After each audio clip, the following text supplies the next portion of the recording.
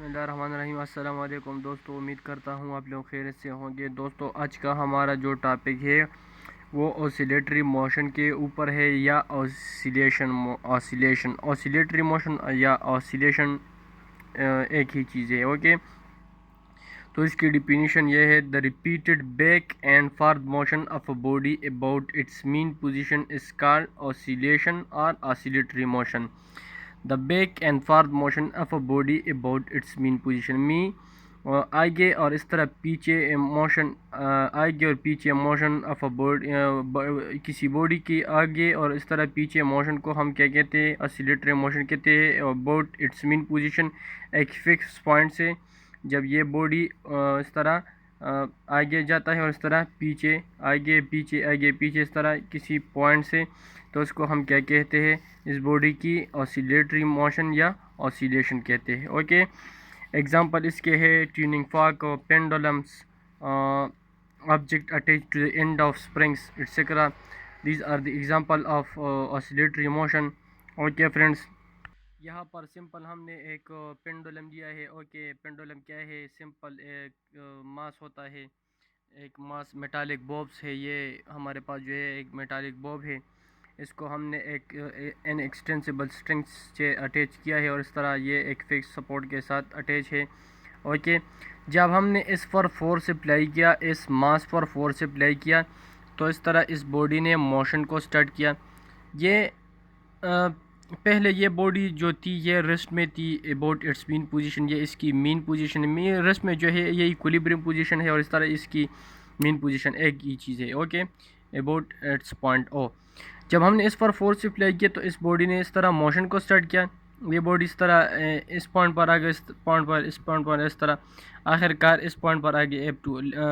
ये इसकी मैक्सिमम जो है डिस्टेंस है, डिस्प्लेसमेंट है, मैक्सिमम डिस्प्लेसमेंट है इस बॉडी की। तो इस पॉइंट पर आ गया। इस पॉइंट पर इस तरह जो पॉइंट से इस पर जो फोर्स एक्टिंग कर रही है, ये ग्रेविटी फोर्स है। ग्रेविटी फोर्स इस पर एक्टिंग कर रही है, मास पर एक्टिंग कर रही है। ओके, जब ये इस पॉइंट पर आ गए तो इस तरह ये ग्रेविटी फोर्स जो है वो इस पर एक्टिंग कर रही है, इस पॉइंट पर इस तरह एक्टिंग कर रही है।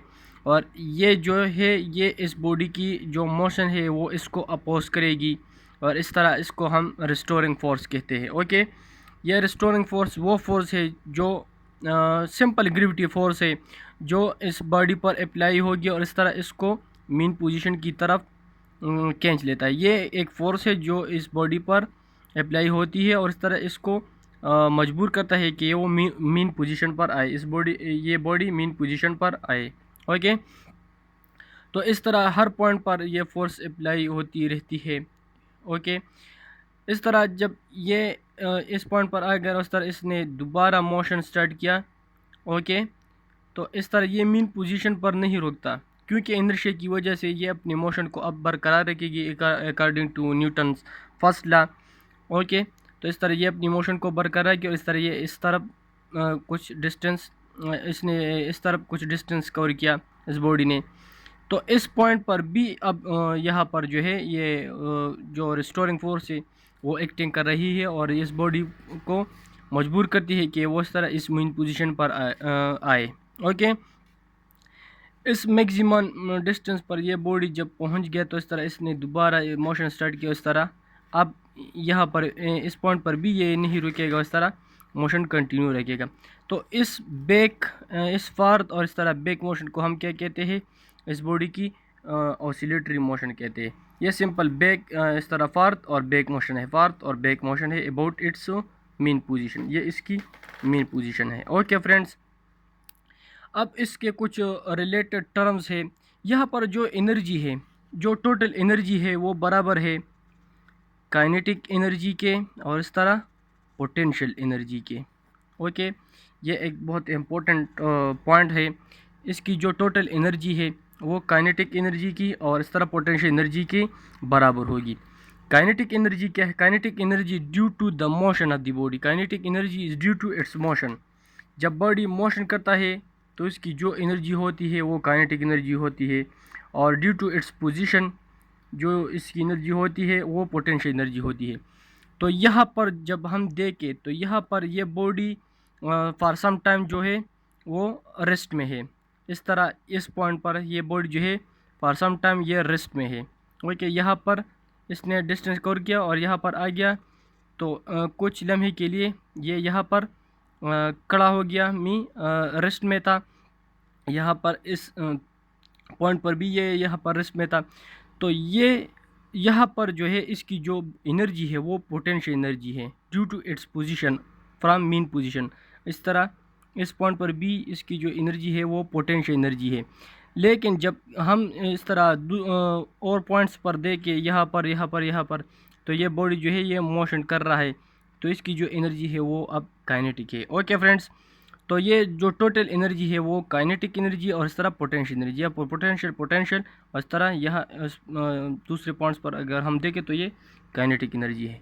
ओके, अब इससे रिलेटेड टर्म्स है इस तरह साइकिल्स, वाइब्रेशन और टाइम पीरियड, फ्रीक्वेंसी, डिस्प्लेसमेंट और इस तरह एम्पलीट्यूड है। ये इसके रिलेटेड टर्म्स है जो इस मोशन में यूज़ होते हैं, ये मोशन के रिलेटेड टर्म्स है। ओके, तो यहाँ पर जो बॉडी रेस्ट में थी ये इसकी मीन पोजीशन है। जब इसने थोड़ा अपनी मीन पोजीशन को चेंज करके थोड़ा डिस्टेंस को कवर किया, तो अगर हम यहाँ देखें तो ये x के बराबर है। इसको हम क्या कहते हैं, इस बॉडी की डिस्प्लेसमेंट कहते हैं। ओके, ये क्या है, डिस्प्लेसमेंट है। और इस तरह जब मैक्सिमम डिस्प्लेसमेंट यहाँ पर कौन सी पॉइंट पर है, इस पॉइंट पर है। और इस तरह इस पॉइंट पर जो डिस्प्लेसमेंट है वो मैक्सिमम डिस्प्लेसमेंट है। और इस मैक्सिमम डिस्प्लेसमेंट को हम क्या कहते हैं, एम्पलीट्यूड कहते हैं। यहाँ ये जो मैक्सिमम डिस्प्लेसमेंट है, इस तरह यहाँ जो मैक्सिमम डिस्प्लेसमेंट है ये इस बॉडी की जो है एम्पलीट्यूड है। ओके फ्रेंड्स, इस तरह साइकिल या वाइब्रेशंस क्या है, साइकिल या और वाइब्रेशन, जब इस बॉडी ने एक कंप्लीट ट्रिप्स को कवर किया तो इसको हम क्या कहते हैं, साइकिल कहते हैं या वाइब्रेशन कहते हैं। ये बॉडी हमने डिस्टर्ब किया, यहाँ पर आ गया, इस तरह इस पॉइंट से फिर वापस गया, यहाँ पर आ गया, इस तरह फिर यहाँ पर आ गया, तो इसने एक कंप्लीट ट्रिप्स को कवर किया, एक साइकिल बनाया। इसको हम क्या कहते हैं, वन साइकिल और वन वाइब्रेशन कहते हैं। सपोज़ ये एक बॉडी है, इस पॉइंट से स्टार्ट हो गया और इस तरह इस पॉइंट पर दोबारा आ गया, तो ये हमारे पास क्या बनता है, एक साइकिल बनता है। और इसको हम एक वन वाइब्रेशन भी कह सकते हैं। ओके फ्रेंड्स, इस तरह टाइम पीरियड है, वन साइकिल जितनी टाइम में कवर हो गया, इसको हम क्या कहते हैं इस साइकिल की टाइम पीरियड कहते हैं। One trips complete in how many time or in 1 second is called time period of the body. The time required to complete one cycle is called time period of the body. Okay, इस तरह frequency क्या है, frequency is the number of cycle that the particle complete per unit times. एक second में या 1 minutes में एक body कितनी साइकिल कंप्लीट करता है, कितनी ट्रिप्स कंप्लीट करता है, कितनी चक्कर लगाते हैं एक बॉडी जो है अपनी मीन पोजीशन से 1 सेकंड में या 1 मिनट में, ठीक है, यूनिट टाइम में कितनी चक्कर लगाते हैं, इसको हम क्या कहते हैं, इस बॉडी की फ्रीक्वेंसी कहते हैं। ओके, इस तरह फ्रीक्वेंसी और टाइम पीरियड के रिलेशंस है, इसके दरमियान एक रिलेशंस है, इसको अब हम लिखते हैं। ओके, इसकी जो रिलेशन है टाइम पीरियड के उस तरह फ्रीक्वेंसी के जो रिलेशन है वो इस तरह इन्वर्स रिलेशन है। Time period is inversely proportional और it is time period is the reciprocal of frequency. और इस तरह फ्रीक्वेंसी जो है वो रेसिप्रोकल है टाइम पीरियड के। इसको यहाँ पर शिफ्ट करो, ये यहाँ ले आओ, तो ये एक दूसरे के रेसिप्रोकल इक्वेशंस है। इसको हम क्या कहते हैं, ये टाइम पीरियड उस तरह फ्रीक्वेंसी के रिलेशन है। Time period is equal to 1/f, time period is the reciprocal of frequency, और इस तरह frequency is the reciprocal of time period. By using this equation we can solve related problems of time period। इस तरह frequency के जो related problem है उसको हम solve करते हैं। जब हमारे पास टाइम पीरियड हो तो हम इससे फ्रीक्वेंसी फाइंड आउट कर सकते हैं। और इस तरह जब हमारे पास फ्रीक्वेंसी हो, नंबर ऑफ़ साइकिल्स हो, ठीक है, तो हम इससे इस बॉडी की टाइम पीरियड निकाल सकते हैं by using these equation. Okay friends, तो ये थी topics about oscillatory motion and the related terms, the related terminology associated with the oscillatory motion। सो दोस्तों, अगर आपको हमारी वीडियो अच्छी लगी तो प्लीज़ इसको लाइक, सब्सक्राइब और शेयर ज़रूर कीजिएगा। थैंक्स।